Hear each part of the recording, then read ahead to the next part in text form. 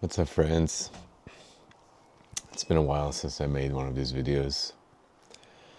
I'm in Iceland right now. It's beautiful here. It's sunny. It's 8 p.m. It actually sunsets at 10 p.m.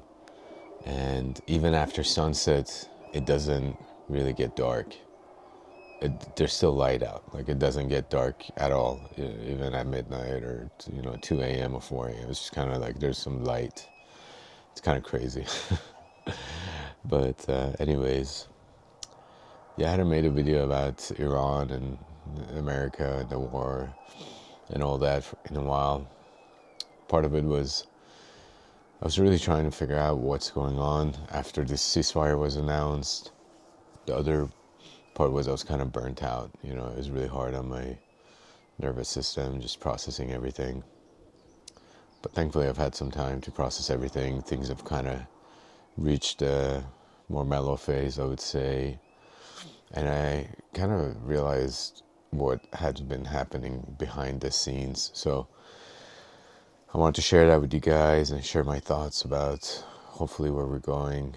Overall, I am hopeful that things will come to an end. I think there's a lot of roadblocks and a lot of things that could go wrong. But, you basically had the start of the war where America and Israel attacked Iran. And then you had the 39 days of fighting. And then, I think America and Israel kind of reached the point where they couldn't take anymore, and so they decided that it would be time for a ceasefire with Iran. And then they, signed an initial ceasefire, and in that initial ceasefire, basically America agreed to 10 points that Iran had sent out. And one of them was stopping the fighting on all fronts, including Lebanon, uh, um, agreeing that Iran would control the Strait of Hormuz, or its authority on the Strait of Hormuz.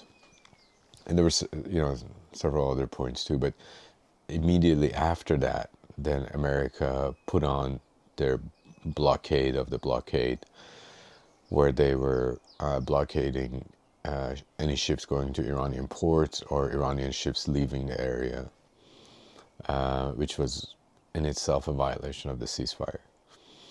And then you had Israel escalate in Lebanon, and other things, including U.S. trying to really take the authority that Iran had established on the Strait of Hormuz, by trying to fight off, Iranian forces in that area and whatnot, and trying to send ships through the strait through its own navy. And so, you had this back and forth, but while all of this was going on, I think both sides still reached a memorandum of understanding, which is basically all it says is that it's like an agreement to have an agreement. It doesn't really, it's not like the final end of the war or the negotiations. It's just basically a framework. And, in this framework, from what's been leaked, there's a few things. We don't really know what's in the final text of it. But again, there's the commitment to end the war on all fronts, release some of Iranian assets that are frozen by America. Supposedly, America will let ships exit via Iranian authority through the Strait of Hormuz, and the nuclear stuff they'll talk about later. But yeah, they're supposedly they're very close to signing this, but as hopeful as I am, because I think that both sides really need a deal pretty bad. I mean, Iran is hurting economically, and I think America also is starting to feel the pain, even though they haven't so far yet. The oil reserves are running really low. If this goes on another few weeks, it could be catastrophic for the price of oil. Donald Trump is hurting in the polls. It's been dragging on, and it's kind of dragging him down, and he wants this to finish before the midterms. So I think both sides could actually benefit from ending this. I think, some of the issues that I'm concerned about is that Trump is very, very erratic. And some people are saying now he has frontal lobe dementia, which means that he has developed this condition where he has a hard time making decisions, which I could totally see being true. Because from his first term, I mean, he was kind of crazy and he had extreme policies, but it kind of all like made sense within this framework of this authoritarian, figure, like kind of with fascist tendencies. But what he's doing right now is just like every day to like one day to the next day, like things are changing. He's not even doing things that are in his own best interest, politically speaking. He's just very, very erratic. Like it doesn't make any sense within any sort of framework.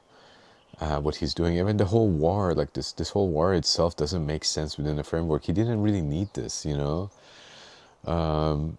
And so that's one thing that concerns me, even if they sign this memorandum of understanding, what would happen next. And I heard somewhere that the Iranian team actually brought on clinical psychologists because they didn't, they thought that Trump is basically clinically insane. So they had to bring in a psychologist to know how to talk to this guy or how to frame their responses. So he's basically like the Joker in your deck of cards. I mean, he's the wild card, right? And then on top of that, you have Netanyahu. So if Iran and U.S. it's in their best interest to end the war, Netanyahu it's in his own personal best interest, not even the best interest of the nation, of the Israeli nation, to keep the war going in Lebanon. Netanyahu, needs the war, so he stays out of jail, and he needs some kind of win before the elections, which are in a few months, to claim that, so he can be reelected. If he's not reelected, I mean, he's going to jail. And whether he will agree to withdraw from Lebanon or not, apparently in the memorandum of understanding, he has to withdraw from Lebanon. So it's not clear if he will honor that or not, or if even Trump can force him to do that or not. And then the frozen Iranian assets. Trump, there's America's supposed to release them, but every day he's going on his Truth Social or other platforms and saying he's not giving him a cent. So again, I'm hopeful that this all can come to an end. I think it's in every party's best interest to end this, but there's a lot of roadblocks, and like I said, there's a lot of wild cards, including Trump and Netanyahu, who are at this point not really. I guess Netanyahu is maybe a rational actor in the sense that he is acting in his own self-best interest. I don't think Trump is even acting in his own best self-interest. So at this point, I can't even call him a rational actor. So those things worry me. But yeah, I am hopeful that we're getting kind of to the end of this, and hopefully we can move towards peace and better times.